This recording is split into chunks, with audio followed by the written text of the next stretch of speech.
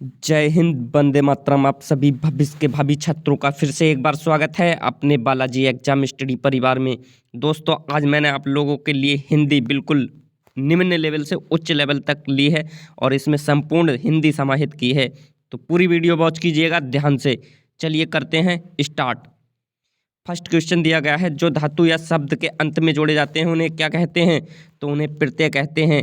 जैसे कि कोई आई शब्द दिया गया है हमारे लिए, तो आई से ऐसे शब्द ढूंढना है जिनके पीछे आई आता हो, जैसे खटाई, पिटाई, मिठाई। तो ये क्या है? सब जो शब्द के अंत में जुड़ते हैं वो प्रत्यय कहलाते हैं, और जो शब्द के आरंभ में जुड़ते हैं वो उपसर्ग कहलाते हैं। ये भी याद रखना है। आगे क्वेश्चन लिया गया है। नेक्स्ट क्वेश्चन दिया गया है हमारे लिए, दो अथवा दो से अधिक शब्दों से मिलकर बने हुए सार्थक शब्द को क्या कहते हैं? तो मैं यहाँ से एक बेसिक सी ट्रिक बता दूंगा। दो क्वेश्चन यहाँ से पक्के पूछे जाते हैं। दो अथवा दो से अधिक शब्द शर्तों से मिलकर क्या बनते हैं? तो समास बनते हैं शब्दों से मिलकर, और वर्णों से मिलकर क्या बनती हैं? संधियाँ। तो हमारा राइट आंसर बी के साथ चला जाएगा।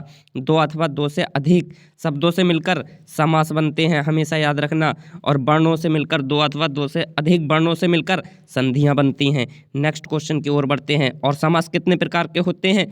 6 प्रकार के होते हैं समास, आपको याद रखना है, पूछे जाते हैं। और कौन कौन से होते हैं? अव्ययी भाव, कर्मधारय, दिग्गु, द्वंद्व, बहुब्रीहि, याद रखना है। नेक्स्ट क्वेश्चन दिया गया है हमारे लिए, समास का शाब्दिक अर्थ क्या होता है? तो मैं बता दूं, समास का शाब्दिक अर्थ संक्षिप्तीकरण होता है। ए फॉर राइट आंसर हो जाएगा। और समास कितने प्रकार के होते हैं? 6 प्रकार के होते हैं। कितने? 6 प्रकार के। ठीक है, द्वंद्व, दिग्गु, कर्मधारय, बहुब्रीहि, अव्ययी भाव, तत्पुरुष, याद रखना है। परीक्षा में कई बार पूछा गया है यहाँ से क्वेश्चन। नेक्स्ट क्वेश्चन की ओर बढ़ते हैं। निम्नलिखित में से कौन सा पद अव्ययी भाव समास है? तो मैं यहाँ से एक बहुत आसान सी ट्रिक बताऊंगा, आप अपनी परीक्षा में देखते ही अव्ययी भाव समास को टिक कर देंगे 1 नैनो सेकंड में। गृह कार्य में देखो क्या कोई उपसर्ग लगा है? नहीं लगा है। आचार कुशल में देखो क्या कोई उपसर्ग लगा है? नहीं लगा है। प्रतिदिन में क्या देखो कोई उपसर्ग लगा है? तो हाँ, प्रतिदिन में उपसर्ग लगा है। प्रति क्या है? एक उपसर्ग है। तो मैं कह सकता हूँ जिस शब्द के आरंभ में उपसर्ग लगा हो वो अव्ययी भाव है, याद रखना है। और इसकी परिभाषा होती है अव्ययी भाव समास की। अव्ययी भाव समास में पहला पद प्रधान होता है, याद रखना है, अव्ययी भाव समास।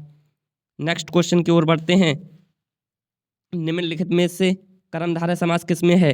कर्मधारय समास की भी एक नैनो सेकंड की ट्रिक है, और आप अपनी परीक्षा में देखते ही टिक कर देंगे। चक्रपाणी, चतुर्युग्म, नीलोत्पलम, माता और पिता। तो मैं कह सकता हूँ कर्मधारय समास की परिभाषा होती है कि जिसमें पहला पद विशेषण तथा दूसरा पद विशेष हो वह कर्मधारय समास होता है। जिसमें पहला पद विशेषण और दूसरा पद विशेष हो। तो हमें देखना है इन 4 बहुविकल्पियों में कौन से शब्द में पहला पद विशेषण तथा दूसरा पद विशेष है। तो हम कह सकते हैं नीलोत्पलम में पहला पद विशेषण है नीलो, और उत्पलम क्या है? विशेष है। तो हमारा राइट आंसर सी के साथ चला जाएगा, नीलोत्पलम। आप अपने माइंड को चेक करके देखिएगा कि आप इन 30 क्वेश्चन में से कितने सही कर पा रहे हैं, और हमें कमेंट बॉक्स में ज़रूर लिखिएगा। यदि आपके इन 30 क्वेश्चन में से 15 क्वेश्चन ठीक हो रहे हैं तो आपकी हिंदी बहुत ही अच्छी है। मैं कुछ कह नहीं सकता हूँ, क्योंकि वही क्वेश्चन लिए गए हैं जो कि 100% C TET, UP TET, PET, SSC level में 100 बार पूछे गए हैं। नेक्स्ट क्वेश्चन की ओर बढ़ते हैं। दो वर्णों के मेल से होने वाले विकार को क्या कहते हैं? तो मैंने अभी बताया है, दो अथवा दो से अधिक शब्दों से मिलकर समास बनते हैं। दो अथवा दो से अधिक शब्दों से मिलकर क्या बनते हैं? समास। और दो अथवा दो से अधिक वर्णों से मिलकर क्या बनती हैं? तो संधियाँ बनती हैं। देखो मैंने कहा था नीचे क्वेश्चन मिलेगा, दो अथवा दो से अधिक वर्णों से मिलकर क्या बनती हैं? संधियाँ। तो हमारा राइट आंसर क्या? ए के साथ चला जाएगा। और दो अथवा दो से अधिक शब्दों से मिलकर समास बनते हैं। ठीक है, नेक्स्ट क्वेश्चन की ओर बढ़ते हैं। दयानंद में प्रयुक्त संधि का नाम बताइए। तो मैं आपको दयानंद में प्रयुक्त संधि की भी एक ट्रिक बताऊंगा। जिस शब्द के बीचों बीच में बड़ा आ, बड़ी ई, बड़ा ऊ की मात्रा आए तो वह दीर्घ संधि होती है। तो क्या दयानंद में देखो कोई बड़ी मात्रा आ रही है? तो हाँ, दयानंद में बीचों बीच में बड़े आ की मात्रा आ रही है। तो आंख मीच के दीर्घ संधि मार दो। एक नैनो सेकंड की ट्रिक है। आपको परीक्षा में 1 नैनो सेकंड लगेगा टिक करते हुए, और आपका 1 नंबर क्लियर हो जाएगा। कितना? 1 नंबर क्लियर। तो मैं कह सकता हूँ इतनी बढ़िया और आसान ट्रिक कोई हो ही नहीं सकती है। चलिए देखते हैं नेक्स्ट क्वेश्चन को। दयानंद में प्रयुक्त संधि है। ये क्वेश्चन दोबारा रिपीट हो गया है, चलो कोई बात नहीं है, टाइपराइटर की। नेक्स्ट क्वेश्चन है सदैव में प्रयुक्त संधि का नाम बताइए। तो मैं कह सकता हूँ सदैव में प्रयुक्त संधि कौन सी है? व्यंजन, स्वर संधि, विसर्ग संधि या इनमें से कोई नहीं? तो मैं कह सकता हूँ सदैव में प्रयुक्त संधि स्वर संधि के साथ चले जाएगा। आपको याद रखना है, स्वर संधि हो जाएगी सदैव, सदैव शब्द में। ठीक है, नेक्स्ट क्वेश्चन की ओर बढ़ते हैं। निम्नलिखित में से तद्भव शब्द का चयन कीजिए। तो मैं कह सकता हूँ तद्भव शब्द और तत्सम शब्द क्या होते हैं? तत्सम शब्द वे शब्द होते हैं जो शुद्ध संस्कृत का रूप होते हैं और तद्भव शुद्ध विकृत रूप होते हैं तत्सम शब्द का, और जो शुद्ध हिंदी में बोले जाते हैं। ठीक है, तो मैं कह सकता हूँ आश्रम एक तत्सम शब्द है, शुद्ध संस्कृत का है। प्रांगण एक शुद्ध संस्कृत का रूप है। परिश्रम एक शुद्ध संस्कृत का रूप है। तो मैं कह सकता हूँ आश्रम, प्रांगण, परिश्रम ये क्या हुए? तत्सम। और हमसे पूछा क्या गया है? तद्भव। तो हमारा राइट आंसर प्याज के साथ चला जाएगा। प्याज क्या है? एक तद्भव शुद्ध हिंदी का रूप है। ठीक है, नेक्स्ट क्वेश्चन की ओर बढ़ते हैं। हमारा राइट आंसर बी के साथ चला जाएगा। ठीक है, नेक्स्ट क्वेश्चन की ओर बढ़ते हैं। निम्नलिखित में से कौन सा शब्द देशज नहीं है? तो मैं बताऊं देशज शब्द क्या होते हैं। देशज शब्द वे होते हैं जो हमारे आम बोलचाल की भाषा में बोले जाते हैं, जो हमारे यहाँ बोले जाते हैं। और विदेशज शब्द वे होते हैं जो अंग्रेजों द्वारा बोले जाते थे, जैसे ट्रेन, हॉस्पिटल आदि। मैं कह सकता हूँ ये देशज शब्द वे होते हैं जो हमारी रोज़ आम बोलचाल की भाषा में बोले जाते हैं, और विदेशज वे होते हैं जो विदेशियों द्वारा बोले जाते थे। ठीक है, तो हमारा राइट आंसर क्या चला जाएगा? ट्रेन एक विदेशज शब्द है, और ये पगड़ी, ढिबरी ये क्या है? ये हमारे देशज शब्द हैं। हमसे पूछा गया है देशज शब्द नहीं है, तो ट्रेन क्या है? एक विदेशज है, तो यही नहीं हो सकता है। ठीक है, हमारा राइट आंसर सी के साथ चला जाएगा। किसके? C for right answer. Next question की ओर बढ़ते हैं। इलायची का तत्सम शब्द है। इलायची में हमें ऐसा देखना है जो तत्सम शब्द है। इला, इला, अला, ला। तो मैं कह सकता हूँ इलायची का तत्सम शब्द इला हो जाएगा। बी फॉर राइट आंसर हो जाएगा। ठीक है, B for right. Next question की ओर बढ़ते हैं। अब हमें पर्यायवाची शब्द लिए गए हैं। पवन का पर्यायवाची शब्द है मिलना, पूजना, समीर, आदर। तो मैं कह सकता हूँ जो पवन का पर्यायवाची शब्द है वो समीर है। समीर हमारा राइट आंसर समीर के साथ चला जाएगा। जो पवन है, पवन का पर्यायवाची शब्द समीर होता है। आपको याद रखना है, समीर के साथ हमारा राइट आंसर चला जाएगा। और बहुत अच्छे एक नेक्स्ट क्वेश्चन लिया गया है घर से। घर के लिए एक पर्यायवाची शब्द बताइए। तो घर के लिए एक पर्यायवाची शब्द क्या हो सकता है? होम, गृह, आलय, निलय।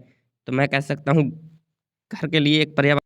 ठीक है, हमसे पूछा गया है घर के लिए यह पर्यायवाची नहीं है, और हम पढ़ रहे हैं कि घर के लिए पर्यायवाची है। ये भी आपको ध्यान रखना है, परीक्षा में आपको नहीं और है में भी बहुत ध्यान से क्वेश्चन पढ़ना है। कहीं कहीं दिया गया होता है नहीं, तो हम पढ़ लेते हैं है, तो हम मार देते हैं गलत आंसर। तो हमसे पूछा गया है घर के लिए पर्यायवाची नहीं है, तो होम तो है, होम भी है, आलय भी है घर का, और निलय भी है। ये गृह है, ये घर के लिए पर्यायवाची नहीं है। हमसे पूछा गया है नेगेटिव, तो हमें नेगेटिव टिक करना है।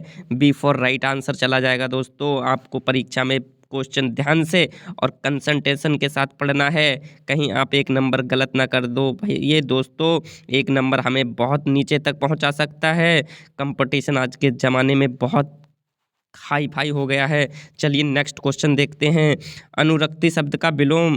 देखो मैंने कहा था कि मैं इसमें संपूर्ण हिंदी का निचोड़ और संपूर्ण हिंदी से टॉपिक जितने बनते हैं सभी इस वीडियो में समाहित करूंगा। वीडियो को इतना इंटरेस्टेड बनाऊंगा कि आपको भी कहेंगे कि हाँ सर ने क्या एक एक क्वेश्चन नोट किया है। इसमें हर टॉपिक से एक एक क्वेश्चन लिया गया है, संपूर्ण हिंदी समाहित की गई है। तो आइए देखते हैं। अनुरक्ति शब्द का विलोम बताइए। अनुरक्ति का आसक्ति, विरक्ति, उक्ति, विज्ञप्ति। तो मैं कह सकता हूँ अनुरक्ति शब्द का विलोम शब्द विरक्ति हो जाएगा। हमारा बी के साथ राइट आंसर चला जाएगा। ठीक है, विरक्ति के साथ चला जाएगा। B for right answer. Next question भी हमारा विलोम शब्द से है। सुस्ती शब्द का विलोम बताइए। सुस्ती का तंदुरुस्ती, चुस्ती, ताजगी या सुस्त विहीन। तो आप जल्दी से कमेंट बॉक्स में लिखिएगा कि सुस्ती शब्द का विलोम आपकी नज़र में क्या हो रहा है। तो मैं भी बताऊंगा, अभी आगे बताऊंगा। कुछ सुस्ती शब्द का विलोम है चुस्ती।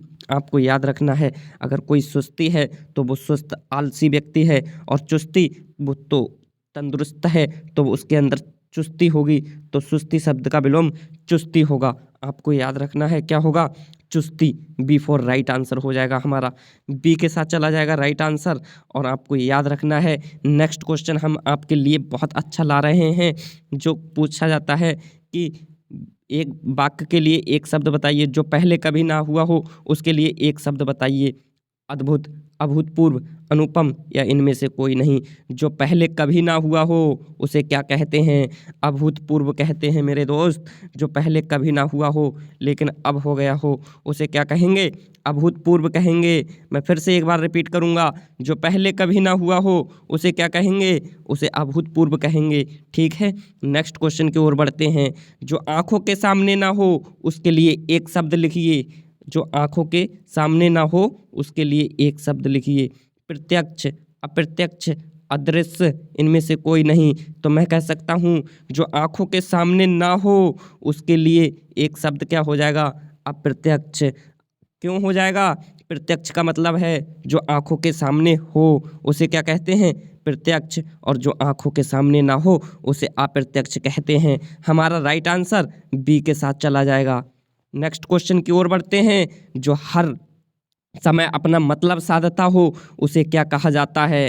कोई व्यक्ति है आपसे अपने, हमेशा अपने ही मतलब की बात करता है, अपने ही काम की बात करता है, आपका समय नहीं देखता है और आपको का समय बर्बाद करता है, तो उसके लिए एक शब्द बनता है स्वार्थी, मतलबी, परमार्थी या स्वार्थी। स्वार्थी स्वार्थी दो जगह नोट हो गया है, इसमें आपको कंफ्यूज नहीं होना है। तो जो हर समय अपना मतलब साधता हो उसे मतलबी व्यक्ति कहते हैं।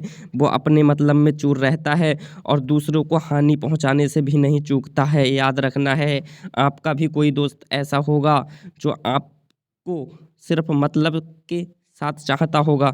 नेक्स्ट क्वेश्चन दिया गया है, चौथ का चंदा होना मुहावरे का अर्थ है बहुत प्रिय होना, किसी के लिए शुभ होना, अदृश्य होना, छुप जाना। तो मैं कह सकता हूँ चौथ का चंदा होना, होना मुहावरे का अर्थ है किसी के लिए शुभ होना या बहुत प्रिय होना। तो आप बताओ क्या राइट आंसर चला जाएगा आपके समझ में।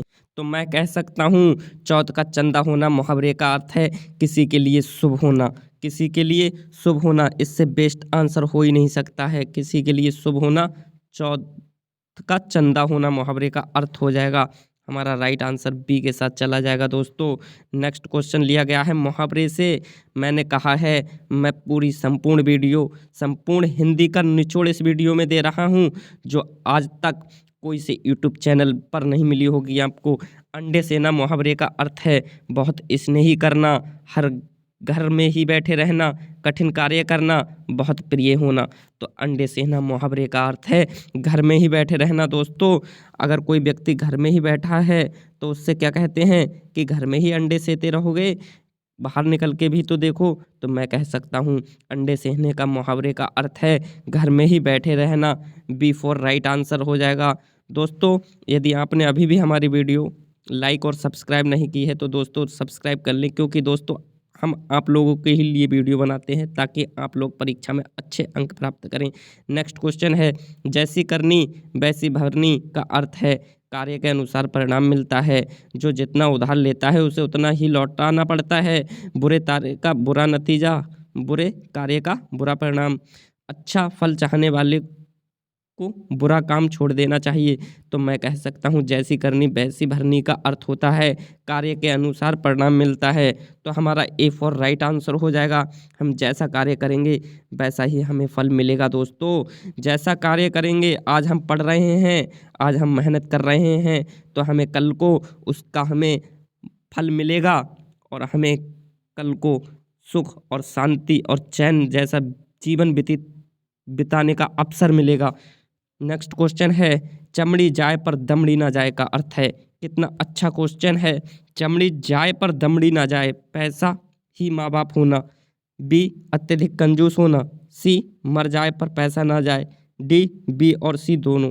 तो बताइए आप इसमें कौन सा सही आंसर हो सकता है। चमड़ी जाए पर दमड़ी ना जाए, तो मैं कह सकता हूँ बी फॉर राइट आंसर हो जाएगा। अत्यधिक कंजूस होना, जो अत्यधिक कंजूस व्यक्ति होता है वो कहता है पैसा कितना ही चले जाए पर अपना शरीर वो कहता है कि चमड़ी चले जाए पर पैसा ना जाए, वो क्या होता है, अत्यधिक कंजूस व्यक्ति होता है। आपको याद रखना है। नेक्स्ट क्वेश्चन है, हिंदी में कारक कितने प्रकार के होते हैं। तो हिंदी में कारक 10 प्रकार के होते हैं, 7 प्रकार के होते हैं, 8 या 9। तो मैं कह सकता हूँ हिंदी में जो कारक होते हैं वो 8 प्रकार के होते हैं। कौन कौन से? कर्ता कारक, कर्म कारण, करक कारक, करण कारक, कर्म अधिकरण, संप्रदान, अपादान। याद रखना है 8 प्रकार के कारक होते हैं हिंदी में। नेक्स्ट क्वेश्चन है, राम ने श्याम को मारा वाक्य में कौन सा कारक है। तो मैं कह सकता हूँ राम ने श्याम को मारा वाक्य में कौन सा कारक है। कर्ता कारक, कर्म कारक, करण कारक, अपादान कारक। चलिए देखते हैं, राम ने श्याम को मारा वाक्य में कौन सा कारक है। कर्ता कारक, कर्म कारक, करण कारक, अपादान कारक। तो कर्ता कारक की विभक्ति क्या होती है? कर्ता ने किसकी विभक्ति होती है? किसकी होती है? कर्ता की। और कर्म को किसकी विभक्ति होती है? को होती है किसकी? कर्म की। और करण साधन के रूप में होता है तो से होती है करण की, ठीक है। और अपादान की भी से होती है किसके? अलगाव के रूप में, ठीक है। हमसे पूछे गया है राम ने श्याम को मारा। अब 2 कारण की विभक्ति आ रही है। देखो, कर्ता ने, कर्ता की भी आ रही है ने, और कर्म की भी आ रही है। तो हमारा राइट आंसर किसके साथ चला जाएगा? जल्दी बताइए। हमारा राइट आंसर चला जाएगा राम ने श्याम को मारा, कर्ता ने, यानी कि कर्ता कारक चला जाएगा। राम ने किसको मारा? श्याम को मारा, इसलिए पहले क्या आ रही है? ने विभक्ति आ रही है। तो हमारा राइट आंसर चला जाएगा कर्ता कारक के साथ। राम ने श्याम को मारा, यहाँ पर कर्ता कारक है। और हमें पूछा जाता राम ने श्याम को बाण से मारा, तो वाक्य कौन सा हो जाता? अब साधन के रूप में, बाण क्या है? यहाँ साधन है, तो साधन के रूप में क्या हो जाता? करण कारक, क्योंकि राम ने श्याम को बाण से मारा, से क्या है यहाँ पर? साधन के रूप में आ रहा है, तो यहाँ पर क्या हो जाता? करण कारक हो जाता, ठीक है। नेक्स्ट क्वेश्चन की ओर बढ़ते हैं। निम्नलिखित में से किस बात में कर्म कारक है? वह दिन में आएगा, भूखों को खाना खिलाओ, पेड़ से पत्ता गिरा, मैं घर पर जाता हूँ। तो कर्म कारक की विभक्ति क्या होती है? कर्ता ने कर्म को। अब आपको देखना है को कहाँ पर आ रहा है। तो भूखों को खाना खिलाओ, तो यहाँ पर क्या है? बी फॉर राइट आंसर हो जाएगा। कर्म कारक की विभक्ति क्या होती है? को। तो यहाँ पर राइट आंसर चला जाएगा बी के साथ, भूखों को खाना खिलाओ। बी हमारा राइट आंसर हो जाएगा, आपको याद रखना है। और में विभक्ति किस में आती है? में, पर, ऊपर, नीचे, अधिकरण में आती है, आपको याद रखना है। और पेड़ से पत्ता गिरा, यहाँ पर क्या हो जाएगा? पेड़ से पत्ता गिरा मतलब पत्ता पेड़ पर था, अब पेड़ से अलगाव हो गया, तो अलगाव के रूप में क्या आता है? अपादान कारक। मैं घर पर जाता हूँ, पर में किस में? अधिकरण में आता है, याद रखना है। क्या? अधिकरण। यहाँ भी अधिकरण हो जाएगा और यहाँ भी अधिकरण हो जाएगा, और यहाँ पर क्या हो जाएगा? अपादान, और यहाँ पर क्या हो जाएगा? कर्म, क्योंकि को विभक्ति आ रही है, आपको याद रखना है। नेक्स्ट क्वेश्चन की ओर बढ़ते हैं। किस वाक्य में अपादान कारक है? अब आपको अपादान मारना है। अपादान की विभक्ति क्या होती है? अलगाव के रूप में से आता है। राम ने रावण को तीर से मारा, किससे? साधन के रूप में आ रहा है। मोहन से गीत नहीं गाया जाता, मोहन से क्या नहीं गाया जाता? गीत। हिमालय से गंगा निकलती है, तो मैं कह सकता हूँ हिमालय से गंगा। अभी हिमालय क्या है? हिमालय क्या है? एक ये हिमालय है, पर्वत है, ठीक है, ये पर्वत है, और गंगा निकलती है, तो यह अलगाव हो गया, यहाँ से निकल के जा रही है। तो मैं कह सकता हूँ हमारा राइट आंसर किसके साथ चला जाएगा? सी के साथ चला जाएगा। हिमालय में गंगा थी, अब वो निकल गई, यानी कि अलगाव हो गया, अलगाव के रूप में से आता है, तो हम कह सकते हैं हमारा राइट आंसर सी के साथ चला जाएगा, C for right answer. Next question दिया गया है, के लिए किस कारक का चिन्ह होता है? तो संप्रदान होता है। संप्रदान का अर्थ होता है किसी चीज़ को कोई चीज़ देना, यानी कि कहीं किसी चीज़ को कोई वस्तु दी जा रही है तो वहाँ पर संप्रदान कारक हो जाएगा, और संप्रदान कारक में की विभक्ति के और लिए होती है, आपको याद रखना है क्या होती है? के और लिए। मैं मोबाइल से ही वीडियो बना रहा हूँ दोस्तों, कम से कम आप मुझे इतना सपोर्ट कीजिएगा कि मेरे इतने सब्सक्राइब हो जाएं कि मैं लैपटॉप ले लूँ और मैं उससे आपको बहुत अच्छे तरीके से समझा सकूं। नेक्स्ट क्वेश्चन दिया गया है, अलंकार से लिया गया है। मैंने कहा था इस वीडियो को यूनिक बनाऊंगा और हर चैप्टर से एक एक टॉपिक उठाऊंगा। कनक कनकते 100 गुनी, मादकता अधिकाय, बा खाए बौराए जग बा पाए बौराए। ऊपर दोहे में कनक का क्या अर्थ है? तो मैं कह सकता हूँ कण, सोना, धतूरा एवं सोना, धतूरा। तो मैं कह सकता हूँ यहाँ पर कनक कनक शब्द 2 बार आया है और दोनों बार प्रत्येक स्थान पर इसका अलग अर्थ है। तो पहले स्थान पर धतूरा और सोना है कनक कनक का अर्थ, और यहाँ पर कौन सा अलंकार है? तो मैं कह सकता हूँ यहाँ पर कौन सा अलंकार है? कनक कनकते 100 गुनी श्लेष अलंकार है। आपको ये भी परीक्षा में याद रखना है, ये कई बार ट्रेंड हुआ है, इसलिए मैंने यह एग्जाम्पल आपके लिए लिया है। नेक्स्ट क्वेश्चन है, काली घटा का घमंड घटा, नवमंडल तारक वृंद। काली घटा का घमंड घटा उपयुक्त पंक्ति में कौन सा अलंकार है? तो मैं कह सकता हूँ यमक अलंकार की परिभाषा क्या होती है? जब कोई शब्द एक या 2 बार आता है तो वहाँ पर क्या होता है? यमक। और उपमा अलंकार क्या होता है? उपमा अलंकार होता है जहाँ पर किसी वस्तु की तुलना की जाती है और तुलना करने के लिए सा, सी, से आदि आता है। उत्प्रेक्षा अलंकार क्या होता है? जहाँ पर किसी वस्तु की संभावना की जाए वहाँ उत्प्रेक्षा। और रूपक क्या होता है? जहाँ किसी वस्तु का भेद रहता आरोप किया जाए वहाँ रूपक अलंकार होता है। मैंने सब आप लोगों के लिए बेसिक से बताई है। और यमक क्या होता है? जहाँ पर एक शब्द 1 या 2 बार आता है वहाँ यमक अलंकार होता है। हमारा राइट आंसर चला जाएगा किसके? यमक के अनुसार, क्योंकि घटा और घटा, क्या घटा और घटा 2 बार आया है। कितने? 2 बार। तो हमारा आंसर यमक अलंकार के साथ चला जाएगा। नेक्स्ट क्वेश्चन है, मुहावरा शब्द है अरबी भाषा का, फारसी भाषा का, उर्दू भाषा का, हिंदी भाषा का। तो जो मुहावरा शब्द है वो अरबी भाषा का है, आपको याद रखना है।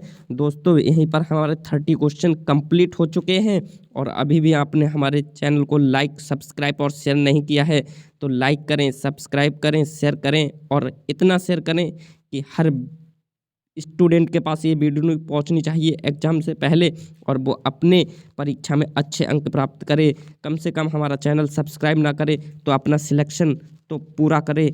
और जय हिंद, वंदे मातरम। आप सभी भविष्य के भावी छात्रों का मिलते हैं नेक्स्ट वीडियो में।